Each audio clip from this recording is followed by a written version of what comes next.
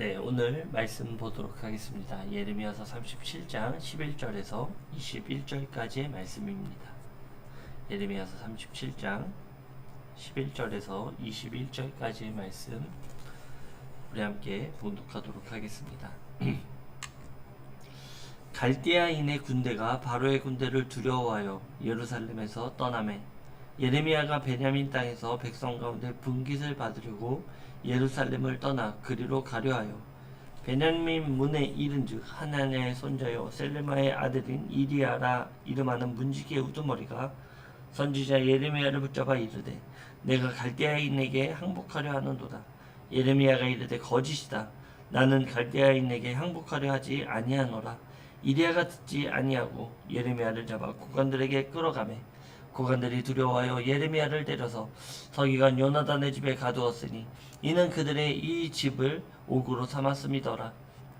예레미야가 뚜껑 씌운 웅덩이에 들어간 지 여러 날 만에 시드기야 왕이 사람을 보내어 그를 이끌어내고 왕궁에서 그에게 비밀이 물어 이르되 여호와께로부터 받은 말씀이 있느냐. 예레미야가 대답하되 있나이다. 또 이르되 왕이 바벨론의 왕의 손에 넘겨지리이다.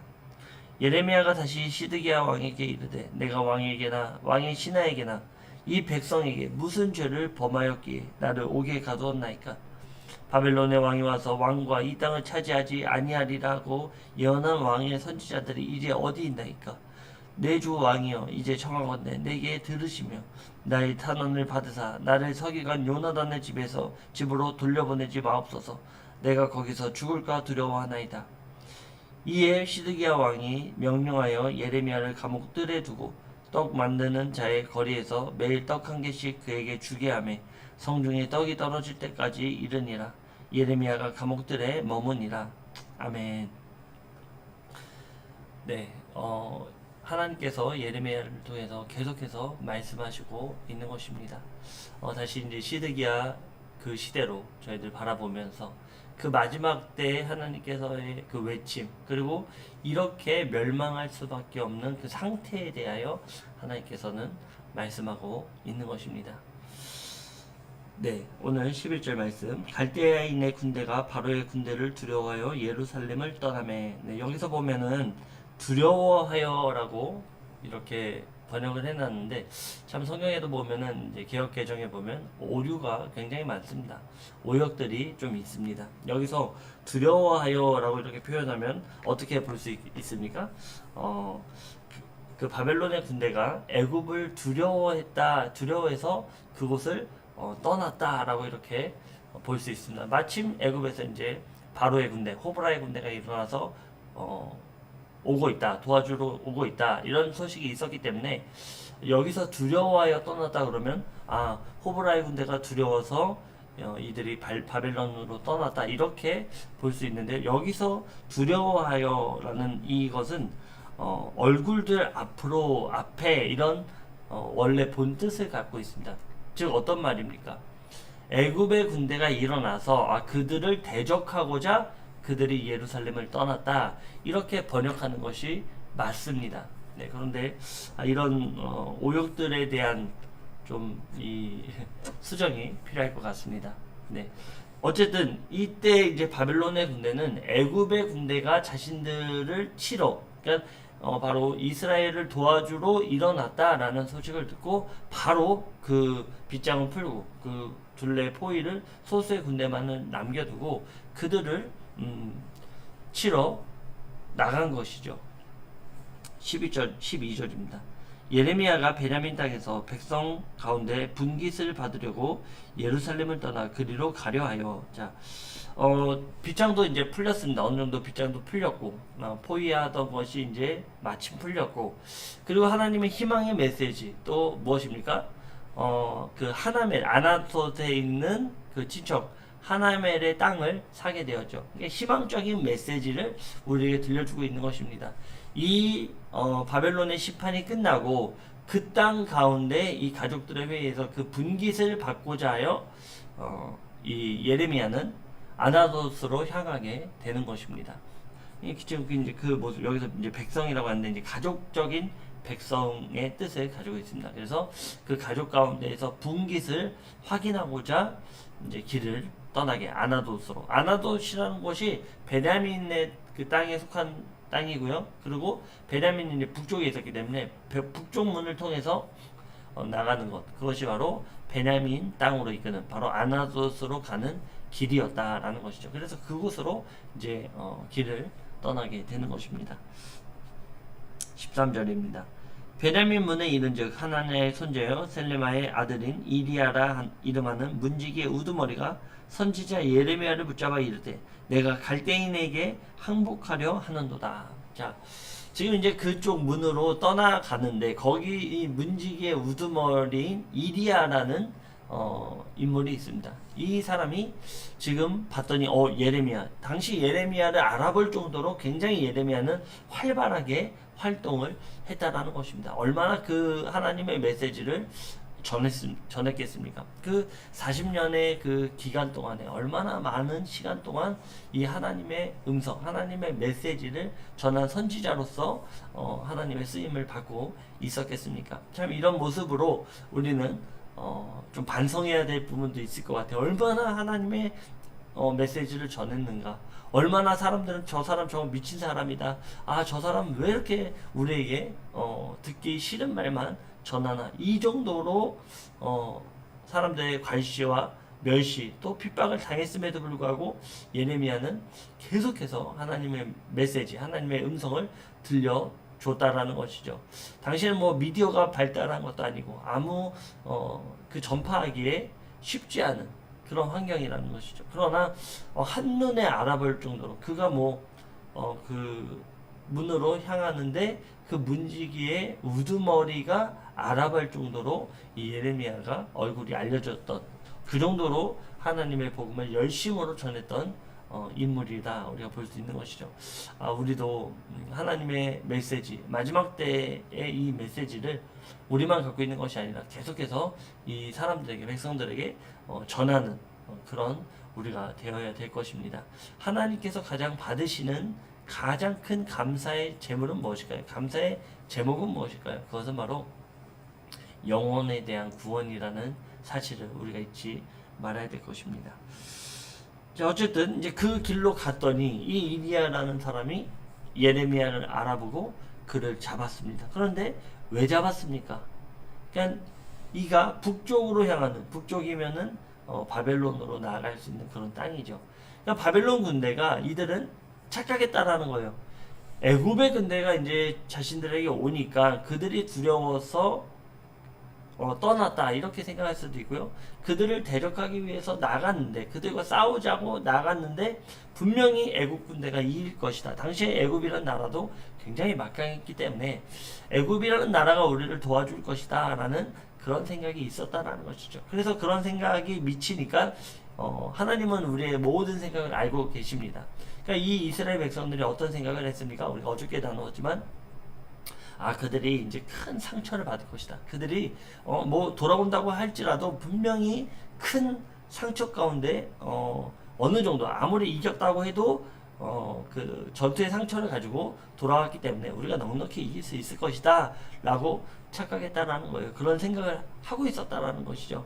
그러나 그 마음을 간파한 하나님께서는 이렇게 말씀하시죠. 그들이 상처를 받을지라도 너희들은 이길 수 있다. 네, 물론 상처도 아주 경미하게 돌아오지만 큰 상처를 받았을지라도 너희 정도는 충분히 멸망시킬 수 있다라는 메시지를 하나님께서 들려주신 것입니다. 그러니까 그 시기를 틈타서 이 예레미야는 주구장창 무엇을 외쳤습니까? 이스라엘이 멸망할 것이다. 예루살렘이 함락될 것이다. 이 메시지를 계속 전했거든요. 근데 바벨론의 군대가 물러갔으니 그들을 쫓아서 망명을 하려고 하는구나. 그들을 쫓아서 나가려고 하는구나. 이런 생각을 하고 있었다라는 거예요. 마치 우리 일제시대에 일제시대가 끝나고 우리가 하나님께서 그 광복의 날 우리가 맞이하고 그때 이 매국노들이 일본 그들을 쫓아서 일본으로 떠나가려고 하는 그런 모습들을 우리가 연상해 볼 수 있는 것이죠. 이리야 역시 이렇게 생각했다는 거예요.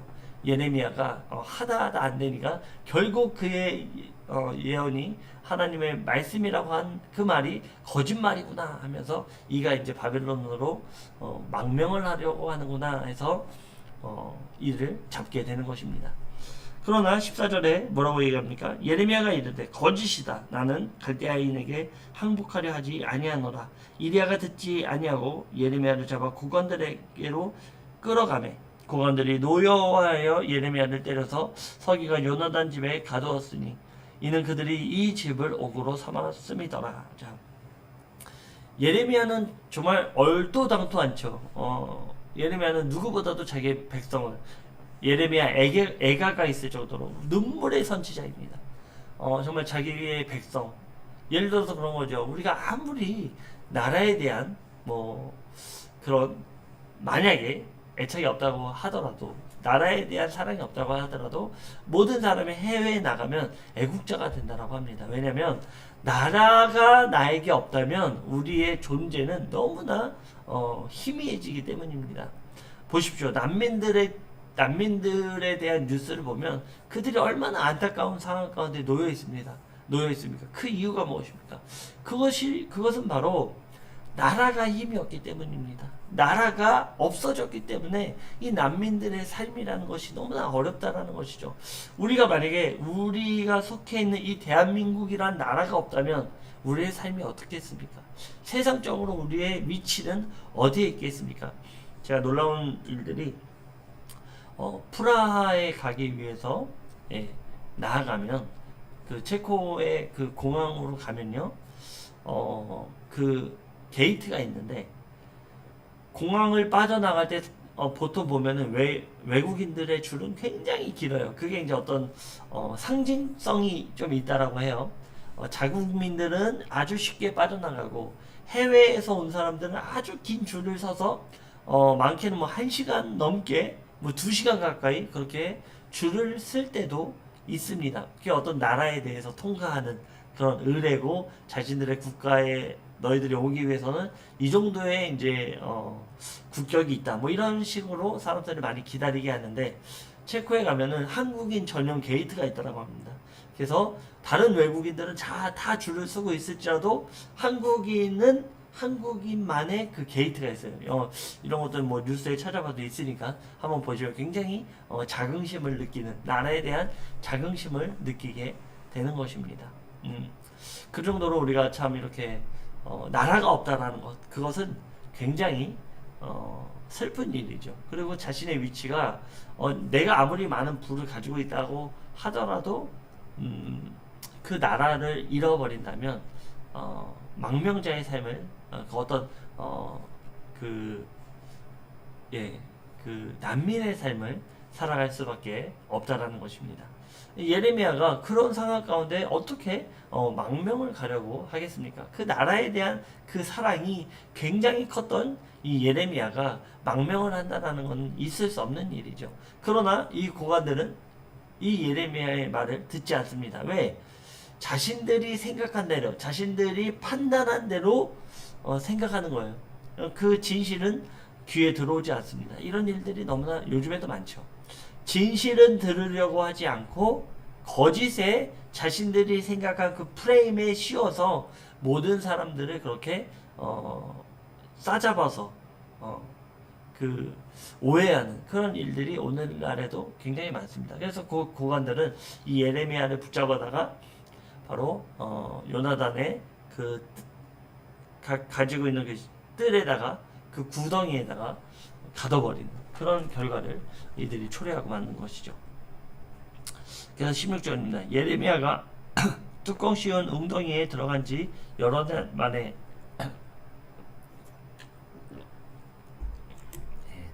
죄송합니다.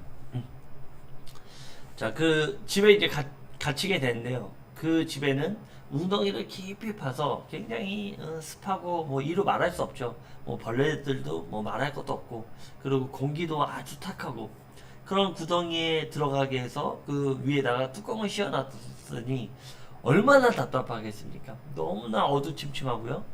뭐 빛이 한 점 들어오지 않는 굉장히 어둡고 침침하고 거기 뭐 있을 수 없는 그런 환경에 지금 놓여 있는 것이죠. 그런데 그날이 한두 날도 아닌 여러 날을 예레미야는 그곳에 갇히게 됩니다. 먹을 것이 있습니까? 뭐가 있습니까? 정말 의지할 분, 그곳에서 의지할 분 단 한 분밖에 없습니다. 바로 여호와 하나님만 의지하고 그곳에 있는 거예요. 육신적으로는 너무나 힘듭니다. 그러나 그 가운데 의지할 분은 하나님밖에 없다라는 것이죠. 우리도 이런 고독함, 이런 어두운 가운데에서의 빛을 우리가 나타내야 될 그런 사명을 가지고 있습니다. 그리고 세상은 하나님을 믿는 우리들을, 예수 그리스도를 나의 구주로 고백하는 우리들을 핍박하고 또 이런 어두운 곳으로 우리를 내몰 수 있습니다. 우리가 또한 반대로 이런 핍박이 우리 삶 가운데 없다면 우리의 신앙을 다시 한번 돌아봐야 된다는 것이죠. 우리는 과연 하나님의 말씀을 얼마나 전파하고 있는가, 이것에 대한 우리 스스로의 고찰이 분명히 필요하다는 것입니다. 사랑하는 우리 예배 드리는 모든 분들, 우리가 세상에 나가 영문으로 나가 그 핍박의 자리로, 그 예수 그리스도의 십자가의 자리로 나아가길 원합니다. 소망합니다. 네, 우리 내년에는 또 많은 영혼들을 만나며 우리 이 교회가 주님 앞에 더욱더 부흥하여서 정말 많은 영혼을 살리는 교회가 되기를 소망합니다. 17절입니다. 여러 날이 지났습니다. 시드기야 왕이 사람을 보내어 그를 이끌어내고 왕궁에서 그에게 비밀이 물어 이르되 여호와께로부터 받은 말씀이 있느냐. 예레미야가 대답하되 있나이다. 또 이르되 왕이 바빌론의 왕의 손에 넘겨지리이다. 자, 여러 날이 있었습니다. 또 그 소식을 시드기야 왕이 또한 듣게 됩니다. 굉장히 요주의 인물이죠. 그 마지막 때에 굉장히 주시되는, 굉장히 위험 인물로도 그렇게 또 보여질 수 있죠. 그래서 계속 감시의 대상이 됐을 수 있습니다. 그래서 시드기야는 이것을 알고 예레미야를 데리고 왕궁으로 불러듭니다. 그리고 모든 사람이 빠져있는 상태에서 은밀한 사이에 이 예레미야에게 전하죠. 혹시 하나님께서 우리를 위하여 또한 뭐 어떤 말씀을 전하지 않았냐, 우리를 위하여 또 기도해줘라, 이런 얘기도 했었죠. 즉 시드기야는 굉장히 하나님을 어떤 자신들을 복주는 대상, 어떤 점치는 대상으로 밖에는 생각을 하지 않았다라는 거예요. 이때에도 마찬가지입니다. 또 예레미야에게 또 하나님께서 혹시나 무슨 말을 하지 않았냐. 지금 상황을 보면서 이제 또 얘기하는 거예요. 우리가 이런 일들이 많아요. 나에게 이런 상황이 일어났는데 하나님께서 나에게 주시는 음성이 무엇입니까? 하나님께서 뜻하신 바가 무엇입니까? 라고 물을 때가 있습니다. 그런데 우리가 항상 간과하고 있는 것이 하나님의 말씀은 우리의 삶 가운데 성경 66권을 통해서 이미 우리들에게 하나님은 말씀해 주셨어요. 우리가 바라봐야 될 것, 모든 상황 가운데 바라봐야 될 것은 우리의 구원이고 우리의 믿음이고 그것을 통한 영혼 구원입니다. 하나님의 뜻은 우리에게 이미 전해졌고 또 하나님께서는 마지막 때에 이런 일이 있을 것이다, 많은 말씀을 통하여 우리에게 말씀해 주셨습니다. 그런데 그 말씀을 듣지 않고 상황에 더욱더 집중하는 모습들, 오히려 분별해야 되는, 말씀을 바탕으로 지금 상황을 분별해야 되는데 그렇게 하지 않고 나에게 주어진 상황에 따라서 하나님에게 물으려고 하는 이런 것들이 옳지 않다는 거예요. 지금 시드기야가 그러고 있습니다. 지금 이런 상황이 일어났는데 예레미야를 불러다가 지금 점을 치고 있는 것입니다. 지금 이런 상황인데 하나님이 우리에게 또 무슨 말씀을 하십니까? 하나님이 이미 말씀하셨어요. 뭐라고 말씀하셨습니까? 너희들이 멸망할 것이다. 예레미야는 하나님의 말씀이 너희들에게 주어졌는데 무엇을 또 구하는가? 이때는 하나님의 말씀이 예레미야에게 임하니다 라고 말씀하지 않습니다. 왜냐? 이미 하나님의 말씀은 예레미야를 통해 전파됐기 때문입니다. 이미 말씀이 전해졌기 때문이에요. 그렇기 때문에 더 이상 다른 말이 필요 없는 것입니다. 예레미야는 이 질문을 받는 즉시로 대답하죠. 당신이 멸망할 것입니다. 예루살렘이 함락될 것입니다. 더 이상 하나님께 물을 필요도 없는 것이죠. 왜냐? 이미 하나님의 말씀은 선포되어졌기 때문에. 우리 사람들은 자꾸 그 현상을 바라보면서 이때는 하나님이 나의 삶 가운데 어떤 것을 말씀하시는 것입니까? 이런 일들이 나에게 일어났는데, 또는 이런 꿈을 꾸게 되었는데 하나님께서 무슨 말씀을 하시는 것입니까? 하나님의 우리에게 말씀하심은 항상 동일합니다. 우리의 구원하심, 그 믿음으로 영혼을 구원하심, 또 마지막 때에 이르러 많은 사람들에게 하나님의 복음을 전해야 되는 그 말씀하심, 그것이 우리들에게 날마다 존재하고 있다는 거예요. 우리가 이것에 흐트러지지 않는다면 어떤 상황이 오더라도 우리는 감사함으로 받아들일 수 있다는 것이죠. 그 감사함으로 하나님의 말씀을 이루어 성취해 나가는 것이 우리의 삶 가운데 가장 중심이 되는 삶이라는 거예요. 어떤 상황, 어떤 현상이 우리에게 일어나더라도 두려워할 필요 없습니다. 왜냐하면 하나님께서 우리의 이끄심은 분명하기 때문이죠. 18절입니다. 예레미야가 다시 시드기야 왕에게 이르되 내가 왕에게나 왕의 신하에게나 이 백성에게 무슨 죄를 범하였기에 나를 옥에 가두었나이까. 바벨론의 왕이 와서 왕과 이 땅을 차지하지 아니하리라고 예언한 왕의 선지자들이 이제 어디 있나이까. 자, 예레미야는 그 요나단의 그 뜰에 그 웅덩이 갇히는 것은 너무나 고통스러웠다라는 것을 우리가 말씀을 통해 유추해 볼 수 있습니다. 그러면서 예레미야는 얘기하죠. 내가 당신들에게 잘못한 것이 무엇입니까? 나는 오히려 당신들을 살리기 위해서 지금 이 말씀을 전하고 있는 것입니다. 내가 왕이나 신하들에게나 백성들에게나 잘못한 것이 없습니다. 왜냐? 하나님의 만군의 여호와 하나님의 뜻을 나는 전한 것이기 때문에 내가 당신들에게 잘못한 것이 아무것도 없습니다. 그러니 나를 그곳으로 가두지 말아 주십시오. 내가 그곳에 갇히는 것이 굉장히 두렵습니다 라고 얘기하는 것이죠. 그런데 여기서 말하는 것은 물론 거기서 그냥 이 예레미야가 정말로 두려운 것은 무엇일까요? 그냥 거기에 갇혀서 그 어두침침한 데서 끝나는 것, 그 환경 때문에 두려웠을까요? 거기 아마 저는 그렇게 생각합니다. 예레미야가 얘기하는 것은 내가 죽을까 두려워하노라. 내가 그곳에 갇혀서 아무런 하나님의 말씀을 전하지 않고 그냥 아무것도 못하는 상태에서 내가 그곳에서 죽는 것이 두렵다라는 것입니다. 단지 내가 내 목숨 하나 살리고자 내가 거기 들어가서 그냥 내가 그렇게 살다 죽겠지, 이런 마음의 상태는 절대 아닐 것입니다. 어떤 마음입니까? 내가 그곳에 갇혀서 사람들에게 하나님의 말씀을 전하지 못하고 이 멸망하는 때에 한 영혼이라도 이 말씀을 들어서 그들이 회개하고 하나님께 나오게 해야 되는데 내가 아무 하나님의 그 말씀을 전하지 못하고 그곳에서 그냥 혼자 외롭게 죽어가는 것, 이것이 나는 두렵다, 이렇게 말할 수 있는 것입니다. 그래서 예레미야는 어디에 갇히게 됩니까? 사람들이 많이 왕래하게 되는 곳에 갇히게 됩니다. 바로 21절입니다. 그리고 보면은 그런 얘기들 하죠. 이 땅이 멸망하지 않는다라고 예언한 선지자들이 어디에 있습니까? 대표적인 예로 누구입니까? 하나냐입니다. 하나냐는 멸망하지 않을 것입니다. 2년 만에 우리가 돌아올 것입니다 라고 했지만 그의 7월에 죽고 맙니다. 아마 그런 이야기들을 들려줬을 때 이 시드기야는 반응했을 거예요. 제가 20절입니다. 내 주 왕이여 이제 청하건대 내게 들으시며 나의 탄원을 받으사 나를 서기관 요나단의 집으로 돌려보내지 마옵소서. 내가 거기서 죽을까 두려워하나이다. 이에 시드기야 왕이 명령하여 예레미야를 감옥들에 두고 떡 만드는 자의 거리에서 매일 떡 한 개씩 그에게 주게 하며 성중에 떡이 떨어질 때까지 이르니라. 예레미야가 감옥들에 머무느니라. 자, 시드기야는 이 얘기를 듣고 예레미야를 그 웅덩이로 보내지 않습니다. 그리고 그 앞에 있는 바로 감옥들에 두고 떡 만드는 자의 거리에서 매일 떡 한 개씩 그에게 주게 하는, 사람들의 왕래가 있게 하는, 사람들을 만나서 하나님의 말씀을 전하게 하는 그곳에 갇히게 했다라는 것이죠. 여기서 또 하나님의 보호하심이 있습니다. 이 예레미야를 물론 시드기야지만 그럼에도 불구하고 그 악한 자들에게서도 도움을 받게 만드는 일들이 있다라는 것이죠. 그 뜰에 감옥에 갇혀 있지만 매일 떡 한 덩이씩을 먹게 해서 그 생명을 유지하게 하고 또 하나님의 말씀을 전하게 하고 함락되는 그 시점, 그 멸망하는 그 시점에서도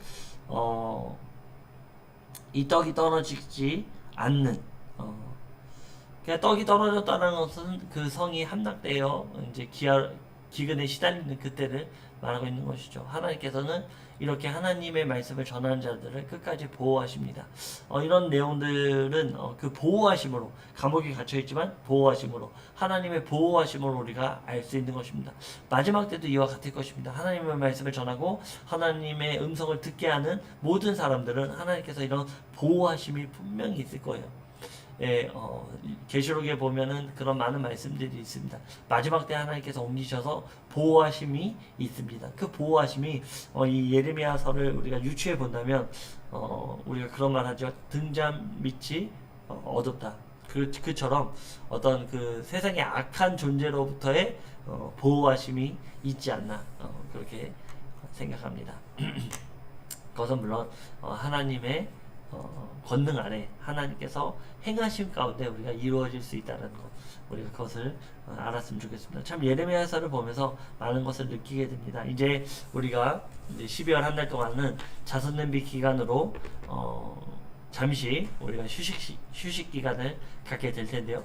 우리가 그 휴식 기간을 갖는다고 해서 그냥 끝나는 것이 아니라 이 예레미야서 우리가 그동안 많은 부분 나누었지만 이 말씀을 통해서 우리에게 주신 말씀을 다시 1장부터 37장 오늘날 이 장까지 이르는 말씀을 다시 한번 12월 한 달 동안 묵상해 보시면서 또 개인적으로 기도의 시간을 가졌으면 좋겠습니다. 그리고 앞으로 38장부터 어떤 일이 일어나는가에 대해서도 한번 묵상해 보시고 우리가 이제 1월 달에 다시 이 말씀 시작할 때 그때 또 우리 기쁨으로